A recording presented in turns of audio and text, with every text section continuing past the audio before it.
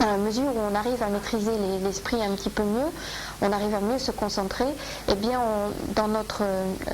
lorsqu'on s'engagera dans une activité méritoire ou dans un état d'esprit vertueux, bien forcément il y aura une plus grande efficacité. Il y aura une différence déjà dans notre pratique des actes méritoires de façon générale lorsqu'on arrive à une meilleure concentration.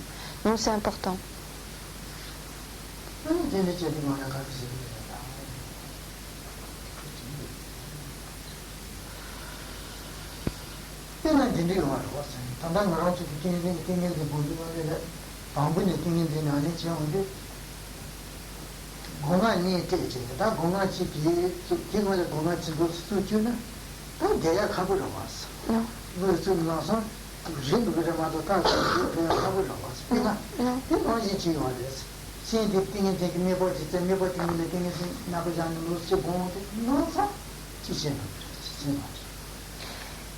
Et actuellement, lorsque l'on s'engage dans la pratique de la méditation, eh bien notre esprit il est semblable à un œuf que l'on voudrait poser par terre. Et quand on pose un œuf par terre, en fait, il n'est pas du tout fixé.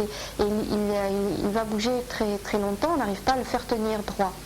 Et bien de la même façon, notre esprit, lorsque l'on débute dans la pratique de la méditation, notre esprit, on n'arrive pas à le maintenir fermement fixé sur l'objet. Il bouge comme ça constamment. Il n'est pas stable.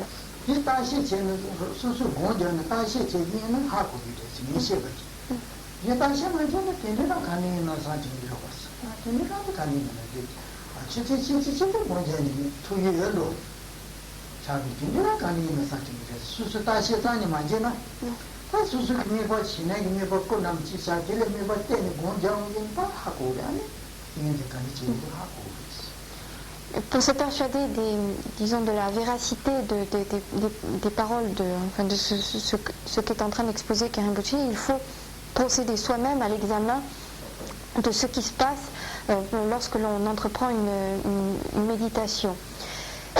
Sinon, on risque de se dire pourquoi est-ce que j'arriverai pas à méditer pendant 1 heure, il n'y a aucune difficulté.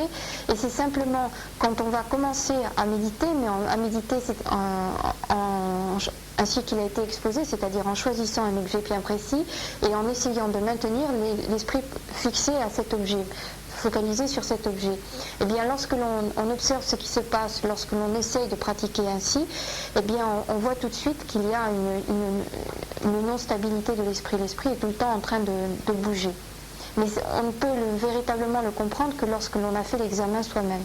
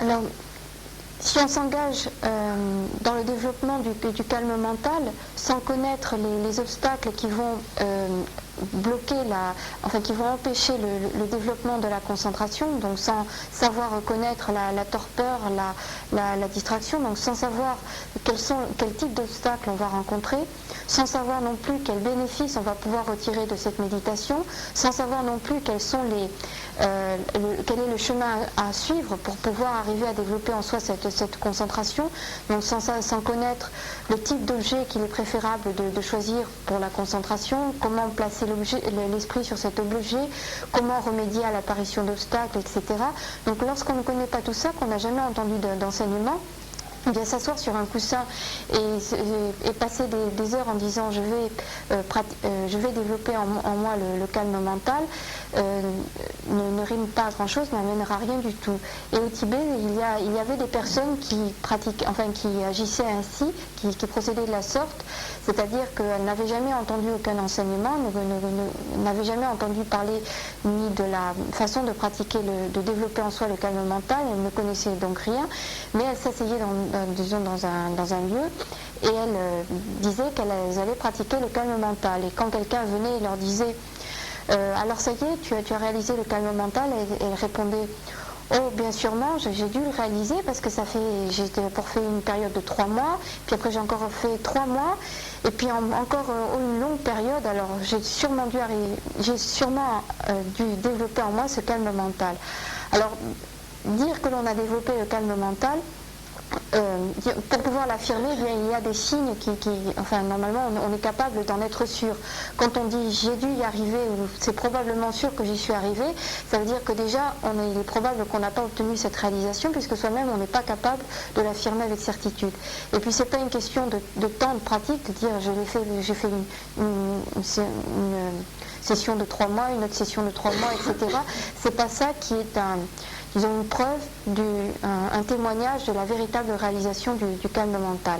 Donc au Tibet, il y avait des gens qui agissaient de la sorte.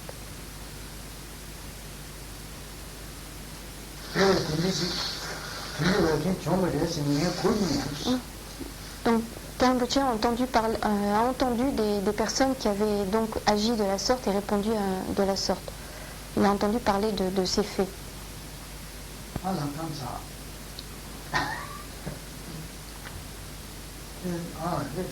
Par rapport par exemple à la mémoire, elle est présente en chacun de nous. Chacun de nous dispose de la mémoire. C'est une faculté qui est présente en chacun de nous. Maintenant, quant à arriver à l'utiliser au mieux, eh bien il faut arriver à être attentionné à cette mémoire, c'est-à-dire en faire souvent usage avec soi, enfin être attentif à ce que l'on fait. Ma question est plutôt tournée dans le sens où... C'est quand elles ont... Enfin, ça dépend par exemple de la prise de nourriture. Si des personnes ont beaucoup mangé, des fois elles ont du mal à maintenir à avoir une bonne mémoire, à se souvenir bien, à être bien attentionnées. Puis d'autres, c'est quand elles ont trop faim. Donc c'est difficile de donner une règle générale, ça dépend un petit peu de chacun.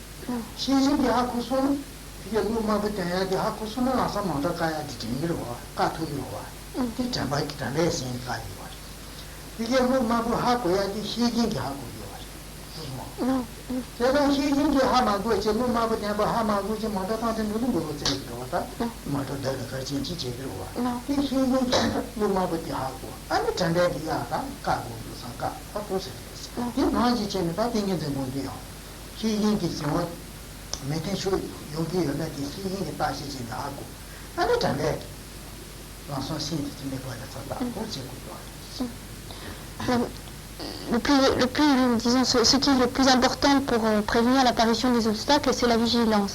En fait, c'est elle qui va permettre à la mémoire ensuite de se manifester. Et Rinpoché dit que la vigilance, elle est un petit peu comme le feu rouge ou le feu vert. Et on va imaginer un feu rouge ou un feu vert, et il y a une personne qui conduit. Quand il y a d'abord la vigilance qui aperçoit la lumière rouge, et qui saisit, enfin qui appréhende, qui saisit cette lumière rouge. Et une fois que la personne a pris conscience de cette lumière rouge, eh bien elle fait appel à la mémoire qui lui dit quand il y a lumière rouge, il faut freiner. Et en fait, il faut toujours être vigilant, comme quand on conduit. Si on n'est pas vigilant et qu'on ne regarde pas sans cesse si le feu est rouge ou vert, on aura un accident. Mais le premier travail, c'est celui de la vigilance, c'est d'être conscient de la couleur du feu. Et une fois que l'on a pris conscience de la couleur du feu, eh bien on fait l'appel à la mémoire pour se souvenir, quand c'est rouge, je m'arrête, et quand c'est vert, je peux continuer. Donc le travail le plus important, c'est au niveau de la vigilance.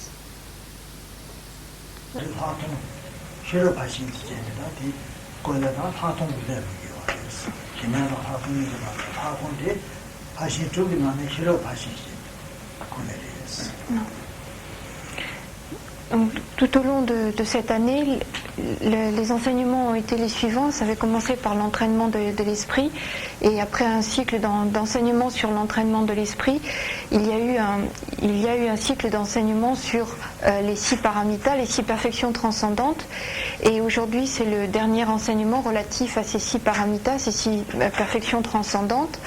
La dernière fois on a vu la 5e, c'est-à-dire la concentration, avec un développement particulier sur le calme mental, samatha, et aujourd'hui le sujet de l'enseignement, c'est donc la 6e paramita, la 6e perfection transcendante, qui est la sagesse, et c'est plus particulièrement centré sur la vue pénétrante, vipassana.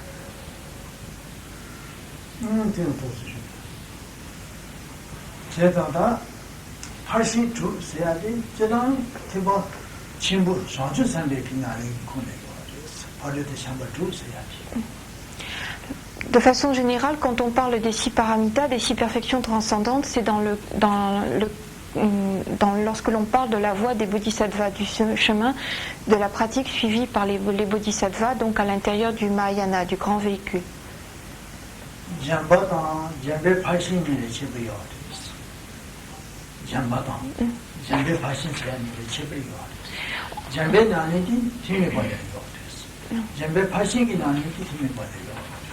Non. Et on établit une distinction entre la pratique du don et la pratique de la perfection transcendante du don. Donc une distinction entre la pratique du don et la pratique de la paramita du don.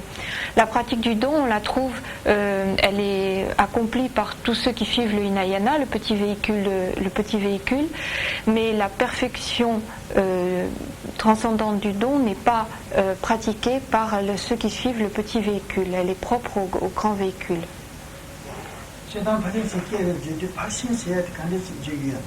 Perfection transcendante. Perfection. Non.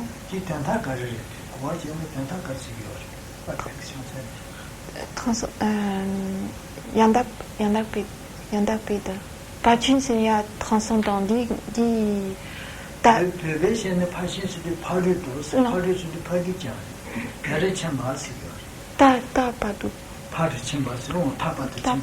Non.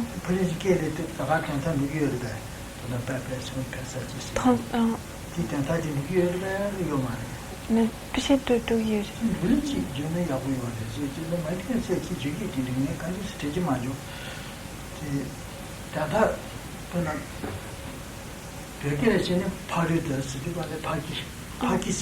Non.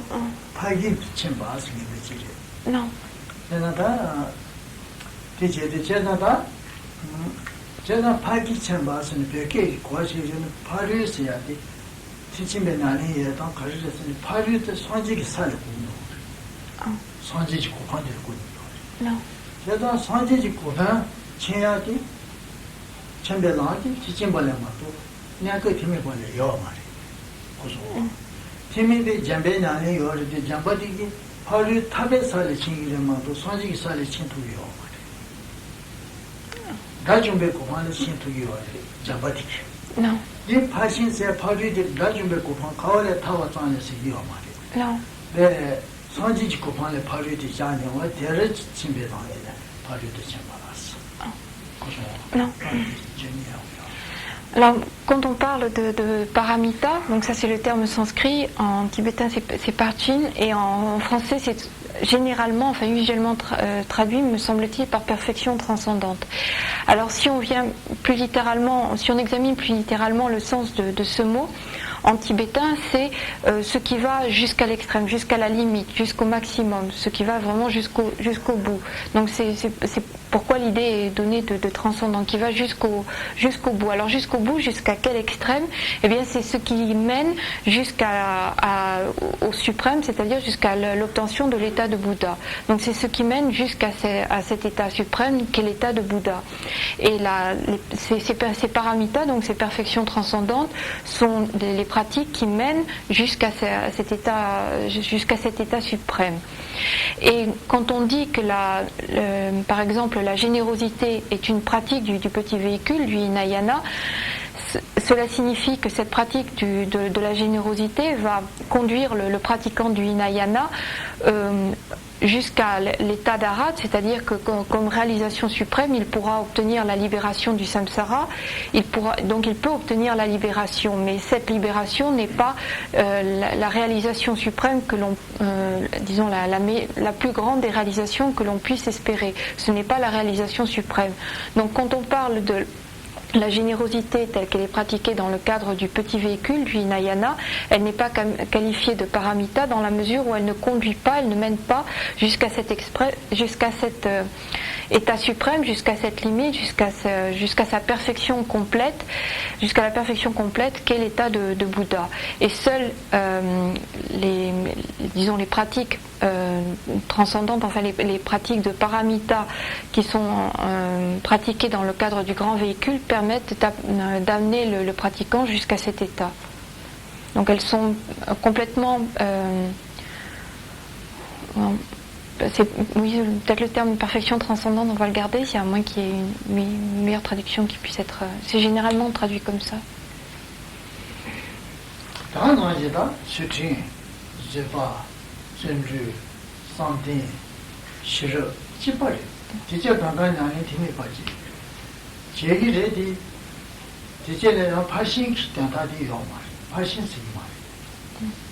Non.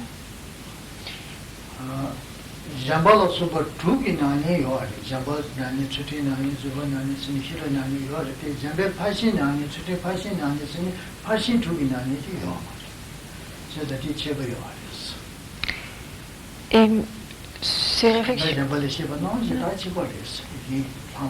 Non.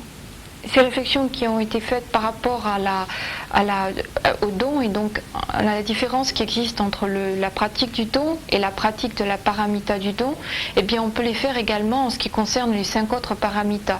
C'est-à-dire qu'on va établir une différence entre la pratique de l'éthique et la pratique de la paramita de l'éthique, la pratique de la patience, la pratique de la paramita de la patience, etc. Donc pour chacune de ces, on distingue la pratique de chacune de ces 6 pratiques et les 6 pratiques des paramitas. Et le fait de pratiquer le don, l'éthique, la patience, l'effort, la concentration et la sagesse, ce sont des pratiques propres, enfin relatives au hinayana, au petit véhicule, et le fait de pratiquer les mêmes choses, mais avec un parachèvement, avec une transcendance, avec une perfection, donc de pratiquer ces points sous leur forme paramita, sous leur forme transcendée, et bien cela est propre au Mahayana, au grand véhicule.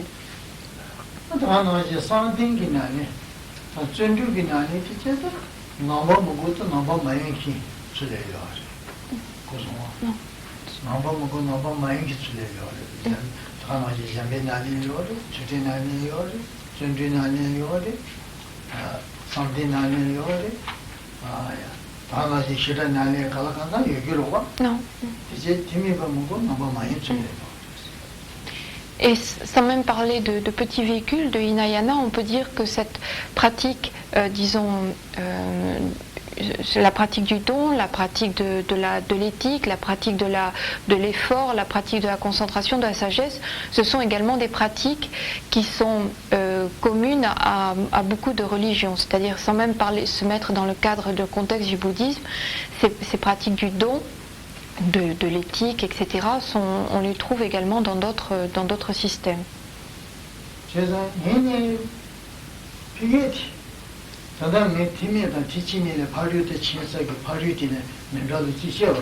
Non.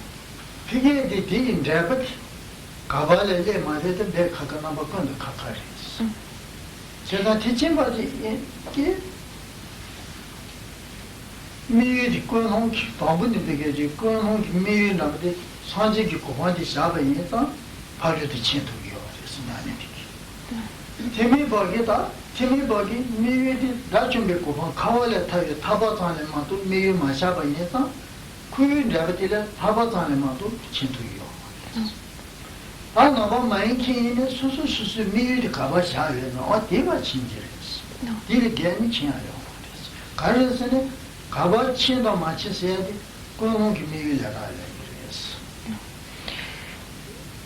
Donc, si on peut effectivement affirmer qu'il y a une pratique du don, de l'éthique, de la patience, de la diligence, etc. dans d'autres systèmes, qu'on trouve également cette pratique à l'intérieur du bouddhisme, dans le Hinayana, le petit véhicule, eh bien, de la même façon qu'on avait établi une différence entre la pratique du don et la pratique de la paramita du don en choisissant comme critère l'endroit où cela nous menait, le résultat que cela permettait d'acquérir, eh bien on va établir une différence également entre la pratique du don dans un système non bouddhique, la pratique du don dans le cadre du petit véhicule et la pratique de la paramita du don dans le cadre du grand véhicule, suivant, en prenant pour critère de différenciation le résultat que cela va apporter, c'est-à-dire la réalisation où cela va mener le pratiquant, et savoir quelle est la réalisation que le pratiquant va acquérir, vers quelle réalisation il va être porté. Cette réalisation, eh bien, elle dépend essentiellement de la motivation avec laquelle le pratiquant va accomplir cette pratique. Lorsque l'on pratique dans le cadre du grand véhicule, du Mahayana, eh bien on s'est fixé pour but de réaliser l'état de Bouddha. Donc c'est le but suprême que l'on s'est fixé. Et étant donné qu'on a cette motivation, eh bien la pratique que l'on va avoir, la pratique de la paramita, va guider vers ce fruit, vers ce résultat, vers cette réalisation. Lorsque l'on pratique dans le cadre du Hinayana, eh bien la motivation que l'on a, le but que l'on s'est fixé, c'est d'obtenir la libération du cycle des existences, la libération du samsara, c'est-à-dire la réalisation de l'état d'Arat. Et lorsque un pratiquant du petit véhicule va donc pratiquer par exemple la générosité, eh bien cela va le conduire vers cet état d'Arat, vers cette libération du samsara. Et lorsqu'une personne qui va pratiquer la générosité, mais pas dans le cadre spécifique du bouddhisme, dans le cadre d'un autre système, eh bien les fruits que cette pratique va lui permettre de réaliser, eh bien ces fruits dépendent de la motivation, du but qu'elle s'est fixé au départ. Suivant le but qu'elle s'est fixé quand elle a entrepris sa pratique, eh bien ce but sera réalisé par cette pratique de la générosité, par exemple.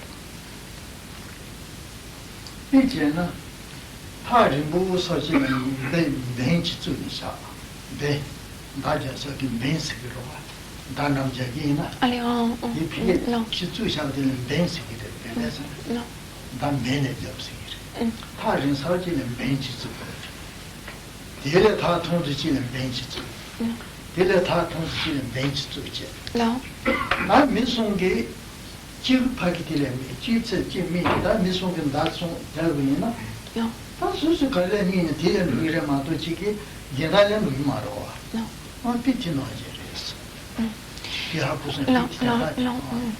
Et pour illustrer cela, on peut donner l'exemple suivant de 3 personnes qui tirent à l'arc La première personne a pour cible une cible qui est située très très loin. La deuxième personne a une cible qui est située à une distance médiane. Et la troisième personne a une cible qui est située beaucoup plus près. Et chacune des personnes vise la cible précise qu'elle a choisie. Et donc, chaque personne atteindra la cible qu'elle est en train de viser. Et disons qu'elle n'atteindra que la cible qu'elle a pris pour cible, enfin, qu'elle a choisie au départ.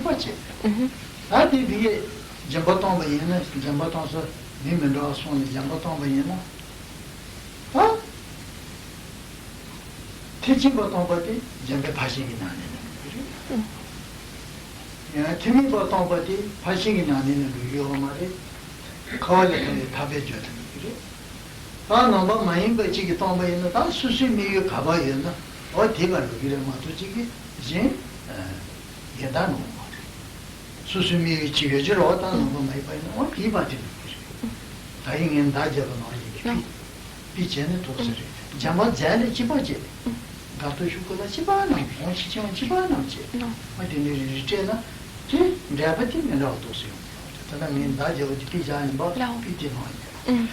On peut également illustrer cette situation de la façon suivante.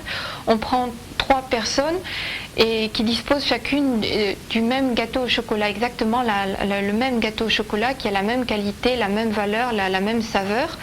Et ces 3 personnes relèvent toutes d'une pratique différente, c'est-à-dire qu'il y en a une qui pratique selon le Mahayana, le grand véhicule, la deuxième pratique selon le petit véhicule, le Hinayana, et la troisième suit un autre système, un autre système. Ne relève donc pas du bouddhisme.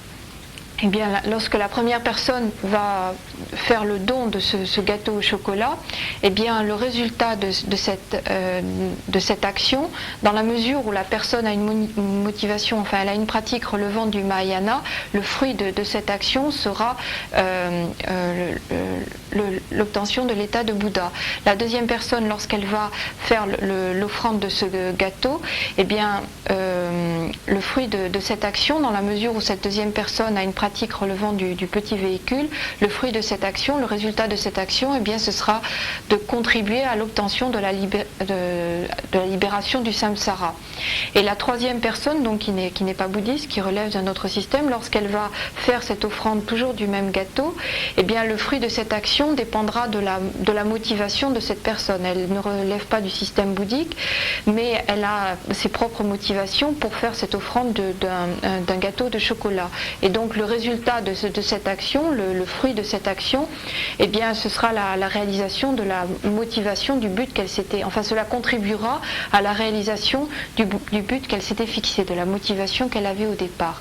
Et donc on a 3 gâteaux si similaires, le même fait à chaque fois de donner ce gâteau qui est exactement le même, mais le fruit, ce que l'on va atteindre par cette même action diffère suivant les personnes, de la même façon que tout à l'heure on avait 3 cibles et que donc, suivant la cible que l'on avait choisie, eh bien la flèche n'atteint pas la même chose.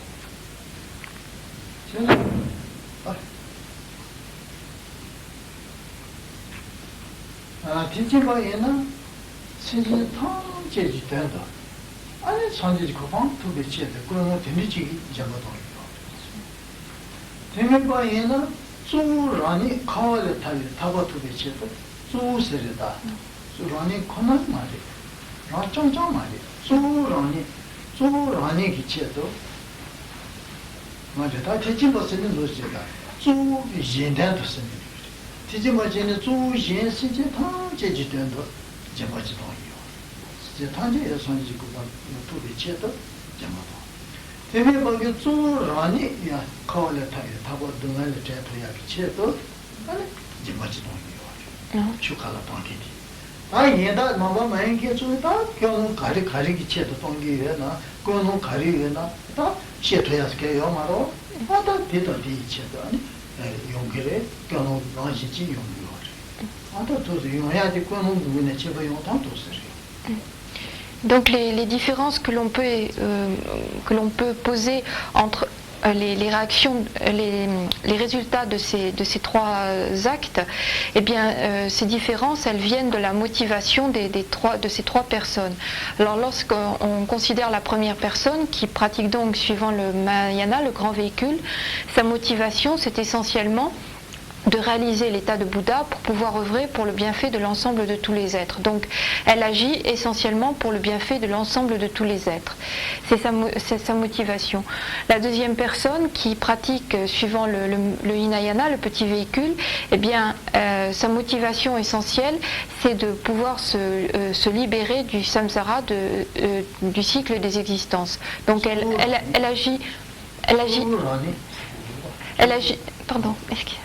essentiellement pour elle-même, Et quant à la troisième personne qui ne relève pas qui ne pratique pas le bouddhisme, eh bien, il est difficile de dire pour quelle motivation elle a fait le don de ce gâteau au chocolat, mais le fruit qu'elle va obtenir dépend également de la motivation particulière qui l'a poussée à faire ce don d'un gâteau. Donc à chaque fois, les différences sont établies par rapport à la motivation qui a poussé la personne à agir.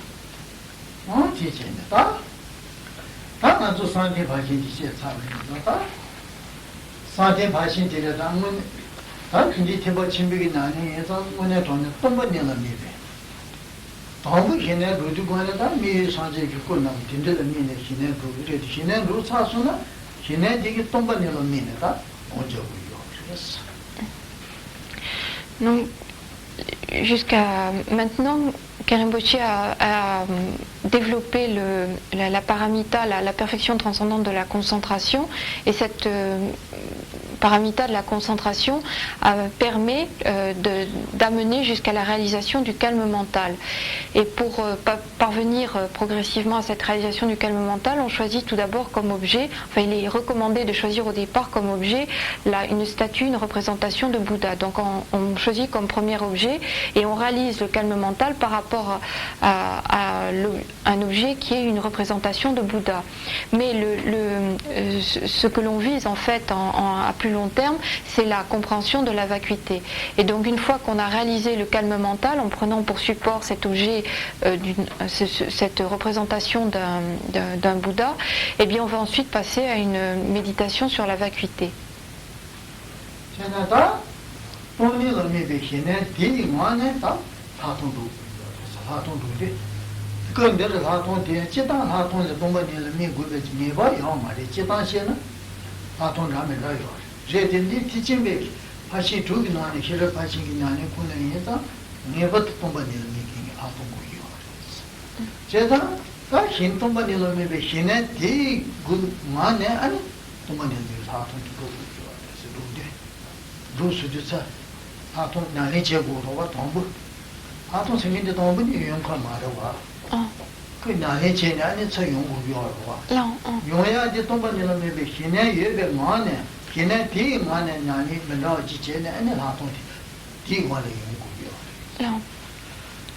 Donc, une fois que l'on aura établi en soi le calme mental, qui cette fois-ci a pour objet la vacuité, sur cette base, et bien on va pouvoir développer la pratique qui permet d'établir la vue pénétrante, c'est-à-dire Vipassana, qui saisit, qui appréhende la vacuité. Alors de façon générale, quand on parle de vue pénétrante, ce n'est pas obligatoirement une réflexion, une méditation qui a pour objet la vacuité. Cela peut s'appliquer à différents types d'objets. Mais lorsque l'on parle, on se situe dans le cadre du Mahayana, dans le cadre des paramitas et de la paramita, dans le cadre de l'exposé des paramitas. Quand on parle de vue pénétrante, eh bien c'est la vue pénétrante qui a pour objet la vacuité. Donc l'étape à laquelle on va passer passer maintenant, après avoir développé le calme mental, c'est donc d'établir le calme mental par rapport à la vacuité, et par rapport à cela, eh bien, développer la vue pénétrante qui a pour objet la vacuité. Et cette vue pénétrante qui a pour objet la vacuité ne va pas apparaître de façon instantanée, cela demande un apprentissage, enfin un travail pour pouvoir l'établir. Non. Non, pas tranquille.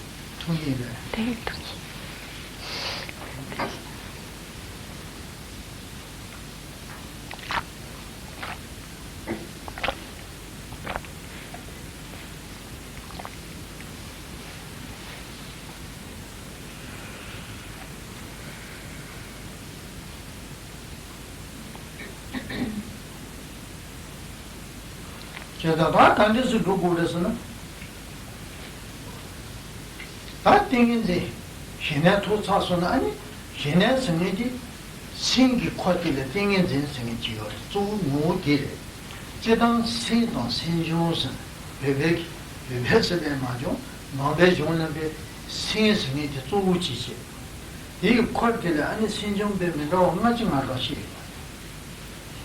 맞지 말아시 대난데티네 교화에 켄테네 신종 교화에 켄창상들이 쫓지지요가지고 이 코드의 신기 코드네 신 교화에나 그 코드의 신종 교화에 쫓던지 용도거든 쫓다다스케시 쫓던지 용도거든 쫓다스나 대난데다 걔네 성인이 못 땡긴 데서니데 신종 No. 그러면 뭐시킬래 치스면 신비 파스도안에 비자.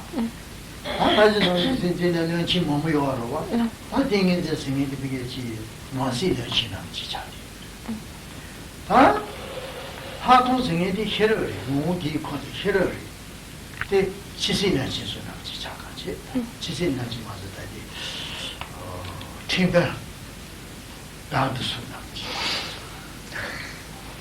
다들은 아직 신종 몸이 요래. 신종 몸이 되지 않는 것이 지지는 또 신종 몸이 상대기 소 되지. 땡긴지. 하고디 모조 싫어지. 신디 그런 싫어 이해지 말이 땡긴지 이해지 말이 신디 조 이게 파지 동선. 파지 동전 논신의 지혜지 말이 시신의 지혜지 말이 지당기 봄이지 사대요로. 되지 신디 조지. 얘다 저 커지. 어디다 도시요. 얘는 땡 상딩 승리디 땡인제 승 맞다 승리디 신의 승리디 조 신종 땡인제 승리디레스 맞지 땡인제 수디 파레지 지교티 신종 지지레 생기 신랑레요 말 생기 코신종지레 그러면 비잔시에 봐 비트 토잔시에야 봐 파동디 키러레스 Alors, on parle de calme mental, on parle également de vue pénétrante. Qu'est-ce que cela désigne de façon plus précise? Alors, si on examine comment fonctionne l'esprit, on dit dans la tradition bouddhique qu'il y a l'esprit principal en quelque sorte, et puis il est entouré de facteurs mentaux qui sont tout autour de lui. On en distingue environ une cinquantaine de facteurs mentaux qui entourent l'esprit et qui, disons, qui sont un petit peu là, qui agissent autour de lui, qui accomplissent différentes activités pour guider, etc., l'esprit principal. Et parmi ces facteurs mentaux qui entourent donc l'esprit principal, il y en a une dizaine qui sont de caractère vertueux, c'est-à-dire il y a une dizaine de facteurs mentaux vertueux ou positifs. Et parmi cette dizaine de facteurs mentaux positifs ou vertueux, eh bien il y a le facteur mental concentration, il y a le facteur mental sagesse.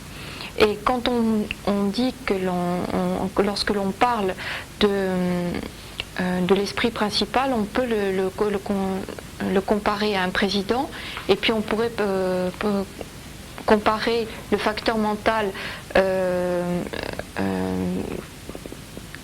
les facteurs mentaux à des ministres. Donc il y a un président et il y a des ministres. Et quand on parle de calme mental, eh bien cela veut dire que c'est le facteur mental concentration qui est actuellement en train d'agir le plus à côté de l'esprit principal. C'est lui qui a la plus grande activité par rapport à l'esprit principal. Et à ce moment-là, lorsque c'est le cas, eh bien, on peut en quelque sorte comparer ce facteur mental concentration à un premier ministre et l'esprit principal à un président. Donc le calme mental, c'est le fait que ce soit le facteur mental concentration qui soit prédominant dans ceux qui entourent l'esprit. Et lorsque l'on parle de vue pénétrante, eh bien cela veut dire que c'est le facteur mental sagesse qui prédomine parmi les facteurs mentaux qui entourent l'esprit principal, et donc c'est surtout lui qui guide l'esprit. Et à ce moment-là, on pourrait dire que c'est le facteur mental sagesse qui est le premier ministre lorsque l'on parle de la vue pénétrante.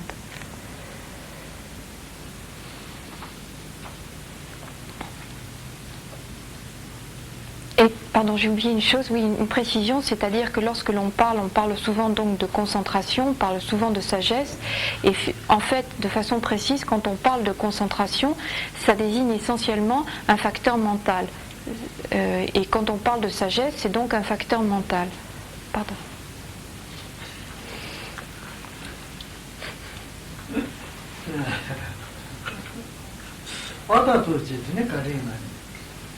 제가 도대체 아니야 할수 있는 다 동반이는 미래 지내지 지내지 다 동반이는 찌찌 지내지는데 동반이는 매매 찌찌 지내 기지 요아매 봐 그 동반이는 그 내딩지 지내지 기지 요아 자니에 봐 요아 수리고는 신 요아 수리 얘다 유얘다 자니 맞아 봐 동반이는 천년이 출루가 나지게 동반이들 텐도 내대기지래 다 되게 되시네 대만에다 솔직히 솔직히 싫어요 다그 로바들의 싫어지네 싫어 되게 걔네 되게 현도 내배 관계다 싫어기 뒤소되네 아니 동반이들 다 제버지요 동반이 생기데 준생 간다라 되게 내가 주문에 간다나 그 예매 준생한테 간들라 땡이도 또 제버지 제어지거나 땡긴 진득이 동반이도 말려고 지는 파치 노스 시치는 데요래 다디 소리 싫어기 팀물에 제버지 제어인데 아니 제버지 뼈 답이 쉬워지는 거죠. 고소마. Non. Alors quand on parle de calme mental, cela veut dire que l'esprit est focalisé de façon extrêmement stable et ferme avec une grande clarté sur l'objet qu'il a choisi, c'est-à-dire sur l'objet de concentration.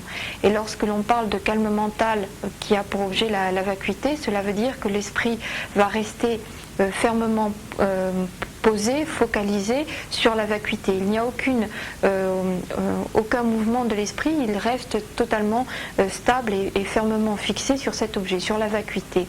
Alors on arrive à cette réalisation, donc à établir en soi ce calme mental, cette fixation bien claire et bien ferme de l'esprit sur la vacuité, et là-dessus, eh bien, on va rajouter la fonction sagesse, c'est-à-dire qu'on va faire appel au facteur mental sagesse qui va sur la base de cette concentration très, très claire et très ferme sur la vacuité, procéder à une investigation de l'objet vacuité.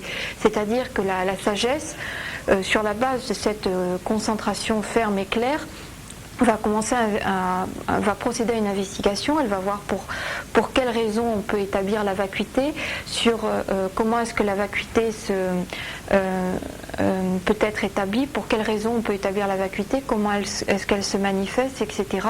Donc elle va raisonner par rapport à la vacuité. Et dans la mesure où cette sagesse va être basée sur cette concentration qui est claire et ferme, eh bien l'investigation va gagner en efficacité, en vigueur et en clarté. Donc l'investigation, la réflexion à laquelle on va procéder grâce au facteur mental sagesse va être particulièrement incisive, enfin va être particulièrement efficace.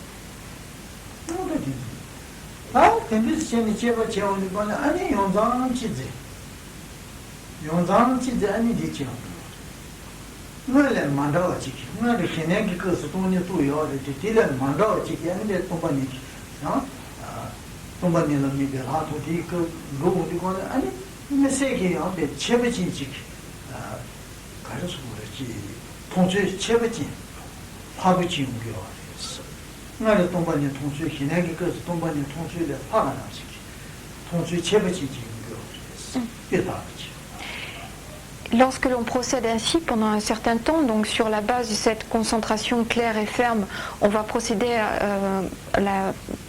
grâce à la sagesse à une investigation de la vacuité, et bien au bout d'un moment on arrive à avoir une compréhension de la vacuité, à avoir une saisie de la vacuité qui est bien meilleure, qui est beaucoup plus pointue que la compréhension que l'on pouvait avoir auparavant. C'est-à-dire que lorsque l'on a réalisé déjà le calme mental qui a pour objet la vacuité, on a déjà une première, on a déjà une saisie de la vacuité, on a déjà une compréhension, une certaine compréhension de la vacuité. Mais lorsque l'on a rajouté on a fait appel à la sagesse et que l'on a procédé à une investigation, à une réflexion par rapport à la vacuité, eh bien on arrive à établir une bien meilleure compréhension de la vacuité qui est beaucoup plus précise.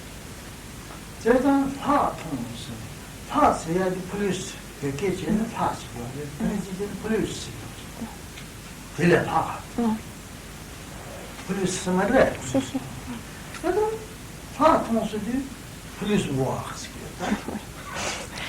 c'est là dans cas de plus c'est moi qui n'a que ça dingue de que ça tombe ni ton去的怕不知道ton去吃不进去有一个怕痛别别这个大问题 Et c'est pourquoi le terme littéral, quand on parle de vue pénétrante en tibétain, c'est lak-ton.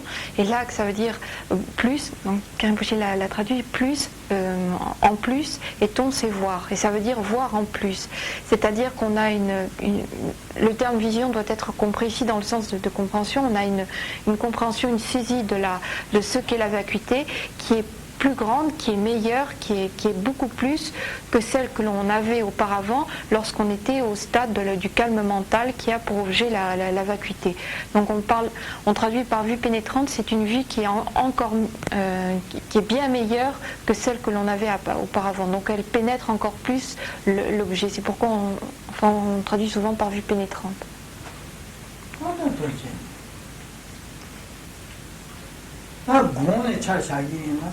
땡이 된데 좋은 조건데 조건스기 네 같이 되게 찌찌되냐 되게 조건스기 매번 마음에 마음도 같이 매번 지키고는 병원에 돈에 대 가서 그러지 아 집에 사고는 배 맞지 배배스네 포버스기래 자기를 무진의 사고는 맞주잖아 사고를 놓셔버리라 배배 포버도 안 치지래 근데 말은 뭐지 가르쳐 보지. 얘는 신진 다사 그게 이제 힘을 좀 주는 수는 무슨 대사하는 것을 맞다니. 아니 그게 좀 이제 타고요. 아니 시제끼리 다 버지 뒤에 다시 하지. 사유 스타트인데 말이요. 사유서. 제가 가르치기는 더 내지 지시해요. 제가 다 이제 좋은 조건 수직관에 내가 마음은 내버지 내버지 길을 찌찌되냐 말이 그래 조건이 다 봐도 이제 좀 제고 수직관에 내버지 찌찌되냐 봐 많이 내버 관에 찌찌되냐 봐 많네 제고 참지 우리가 봐야다 좀 제공시 뭐니게 말해 뒤에 좀 제공시 Alors, la concentration est essentiellement une méditation stabilisatrice, enfin où l'esprit est focalisé sur un seul objet. Et ne bouge pas, ne glisse pas vers d'autres objets, il est focalisé sur un seul objet. Donc on parle de méditation stabilisatrice. Quand on parle de vue pénétrante, eh bien, il s'agit d'une méditation analytique, essentiellement d'une méditation analytique, puisque dans le cadre de la vue pénétrante, eh bien, l'esprit va analyser. Il y a une analyse, il y a une investigation qui est menée, et donc forcément, comme il y a investigation-analyse, il y aura différents aspects de l'objet, enfin les objets vont être un petit peu plus variés. Donc on parlait pour le calme mental essentiellement de méditation stabilisatrice, et pour la vue pénétrante de méditation analytique.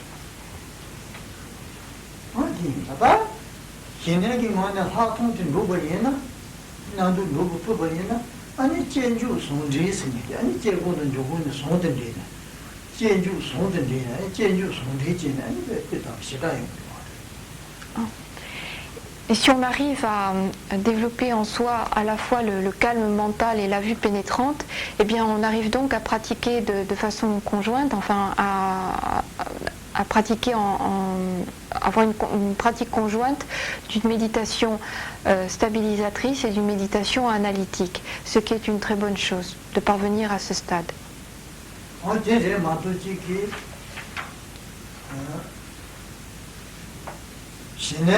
신의 짱짱기 파통 매버리는 신의 짱짱기 사치도이 말이야.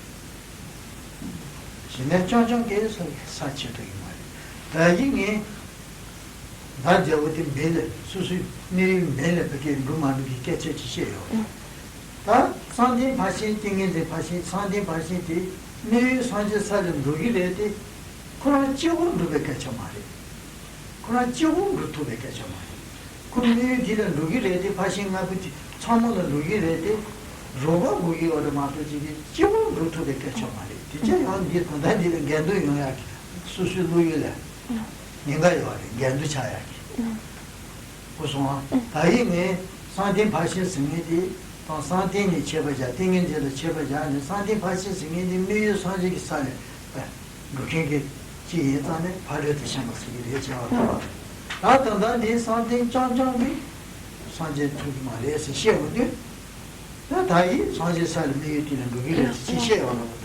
물에 많이 온 거로 다이 시에 저도 티침에 겨워 가지 있는 처음으로 티침에 전주 선배사밖에 또 처음으로 네 산제 살에 로얄에 루이어레티 수수죠.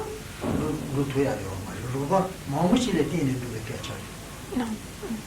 제가 다다 산디 파싱이 나네디 지네디 그런 지옥이 나 별에 채토기 말이야. 난 매산에 채토기 말이야. 난 매산에 채토서 필요 심도데. 난 지진데 매남데 산지기 고판대로 와. 제가 산디 파싱 지옥이 땡인데 지네 지옥이야 산지 도구 말이야. 하고서 제가 이제 단계도 매바데. 두시. La simple pratique de la concentration, c'est-à-dire de se contenter de développer uniquement le calme mental, donc de... Non.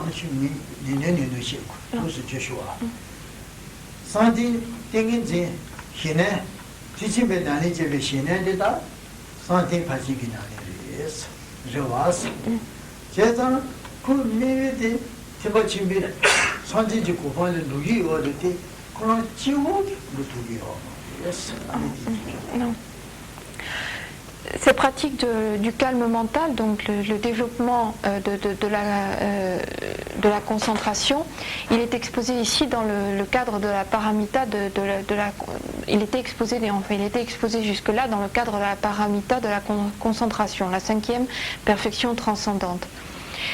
Mais bien qu'il ait été dit que chacune des perfections transcendantes avait pour but de réaliser l'état de Bouddha, c'est-à-dire que quand on va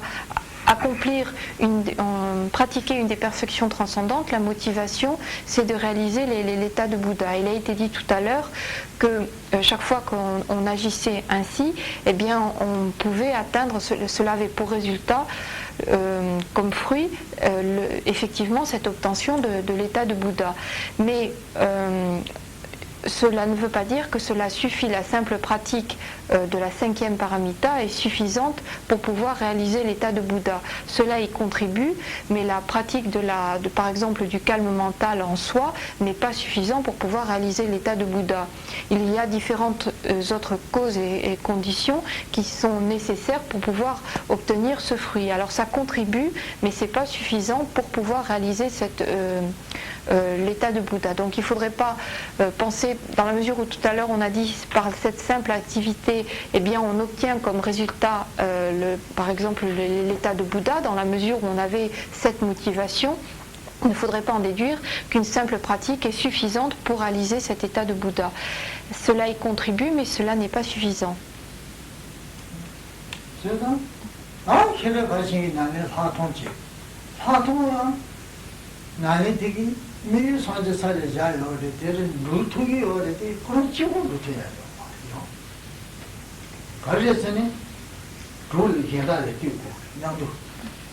Et de la même façon, la simple pratique de la vue pénétrante ne pourrait pas être suffisante pour réaliser l'état de Bouddha, même si on a une motivation relevant du Mahayana, du grand véhicule. Uniquement la pratique de la vue pénétrante n'est pas suffisante. On a pourtant on a pour objet la vacuité, on a une bonne motivation, mais cela n'est pas suffisant. Il faut qu'il y ait également pratique conjointe des 5 autres paramitas. Donc c'est un ensemble qui permet cette réalisation de l'état de Bouddha, et chacune de ces pratiques contribue à l'obtention de ce fruit, mais chacune des pratiques n'est pas suffisante en elle-même pour obtenir ce fruit.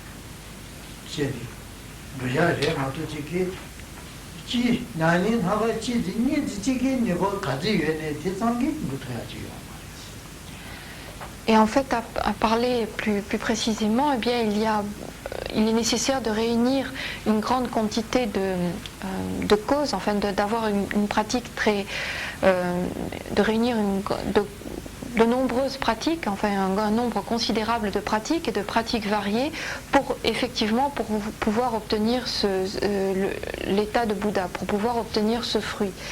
Et par exemple, si l'on considère la pratique de l'éthique, pour un bodhisattva, eh bien cela recouvre un nombre de pratiques extrêmement grand, extrêmement considérable, et c'est lorsque toutes ces pratiques sont réunies, lorsqu'on a réussi à pratiquer de façon conjointe l'ensemble de toutes ces pratiques, enfin lorsqu'on arrive à toutes les réunir, qu'on peut effectivement obtenir le résultat, cet état de Bouddha.